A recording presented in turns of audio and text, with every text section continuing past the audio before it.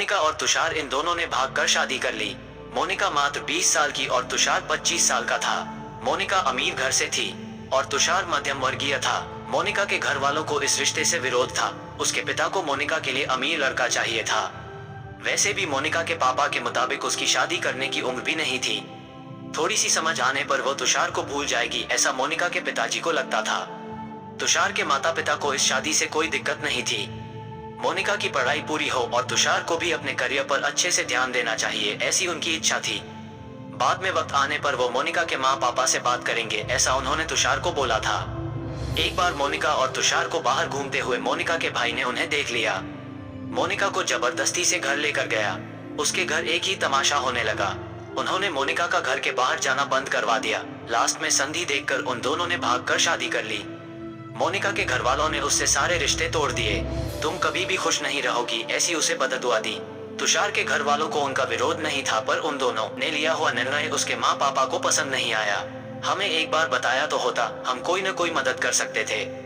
हम मोनिका के घर वालों से इस बारे में बात करते, ऐसे तुषार को उन्होंने कहा। पर अब जो हुआ सो हुआ। उन्होंने मोनिका को बहू के रूप में स्वीकार किया। मोनिका और तुषार को लेकर वो मोनिका के मायके में भी गए, पर मोनिका के पापा अड़े हुए थे। उनको मोनिका का चेहरा देखना भी पसंद नहीं था। पापा के खिलाफ जाने में माँ की हिम्मत नहीं हो रही थी। मोनिका के लिए अब मायका पूरी तरह से छूट गया था। धीरे धीरे मोनिका का तुषार के घर में मन लगने लगा। अब अपना जो कुछ भी है वो यहाँ पर ही है, यह उसे समझ आ गया। मोनिका बड़े लाड प्यार से बड़ी हुई है। उसे कोई भी काम की आदत नहीं थी। हमें ही उसे सब कुछ सिखाना पड़ेगा, इसकी तुषार की माँ को यानी मोनिका की सास को पता था। सब कुछ अच्छा चल रहा था, पर नियति के मन में कुछ अलग ही चल रहा था। उनकी शादी को जैसे तैसे 1 साल हुआ था और एक एक्सीडेंट में तुषार दुनिया छोड़कर चला गया। सभी पर दुख का पहाड़ टूट पड़ा। ऐन जवानी में अपने बेटे की मृत्यु होने के कारण तुषार के पापा को जबरदस्त मानसिक धक्का लगा। मोनिका भी पूरी तरह से टूट गई थी। अभी तो उनकी गृहस्थी शुरू ही हुई थी। मोनिका के मायके वालों को भी यह बात मालूम पड़ी, तब भी मोनिका के मायके वाले कोई भी नहीं आए। तुषार की माँ इन सब में धैर्य से बर्ताव कर रही थी। तुषार के अंतिम संस्कार का कार्य निपटाकर उन्होंने मोनिका को उसके मायके छोड़ आने का निर्णय पक्का किया। मोनिका उसके मायके जाने के लिए तैयार नहीं थी। उन्होंने मोनिका को बहुत समझाने की कोशिश की। बेटी, तुम्हारे सामने पूरी जिंदगी पड़ी है, इसे बर्बाद मत करो। मैं बात करूंगी तुम्हारे माँ पापा से। जरूरत पड़ी तो मैं उनके पैर तक पकड़ लूंगी।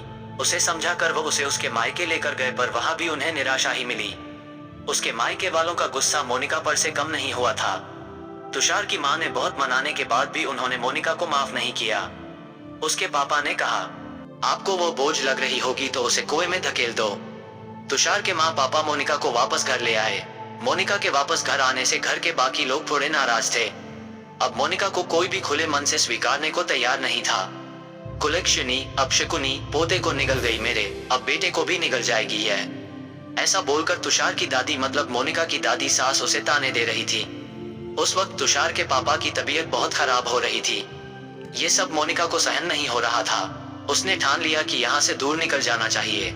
रात को सब सो जाने के बाद वो निकलने वाली थी, तभी उसकी सास जो जग रही थी उन्होंने मोनिका को रोका। कहाँ जा रही है, ऐसे पूछा।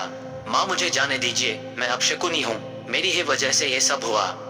मैं तुषार की जिंदगी में आती नहीं तो हमारी शादी नहीं हुई होती, तो आज वो जिंदा होता, पापा की भी यह अवस्था होती नहीं। मुझे जाने दीजिए, मैं यहाँ नहीं रह सकती। वक्त आने पर आत्महत्या कर लूंगी, पर अब यहाँ नहीं रहूंगी। सच में मेरे यहाँ आने से इस घर की सारी खुशियाँ चली गई। मुझे कोई अधिकार नहीं है यहाँ रहने का। मोनिका रोते रोते सब बोल रही थी। उसके सास ने उसे पहले शांत किया।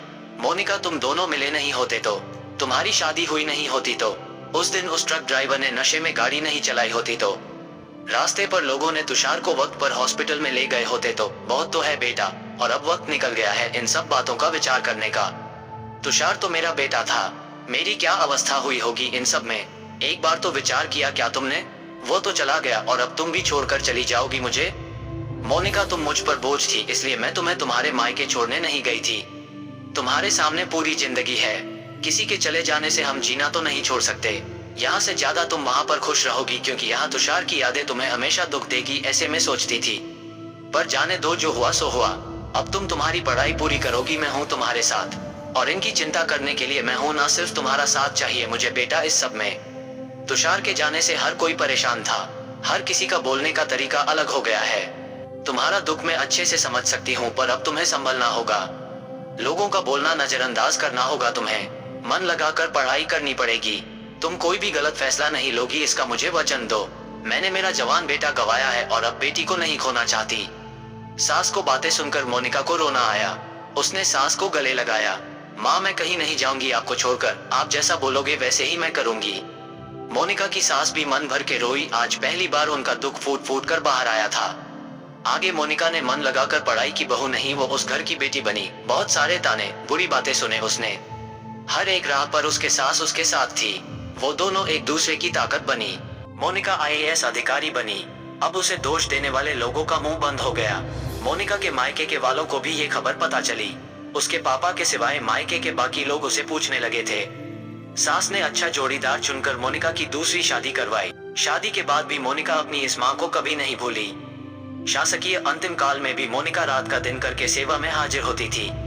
सास के रूप में मोनिका उसकी जिंदगी खरे अर्थ से जीना सिखाने वाली माँ उसे मिली थी।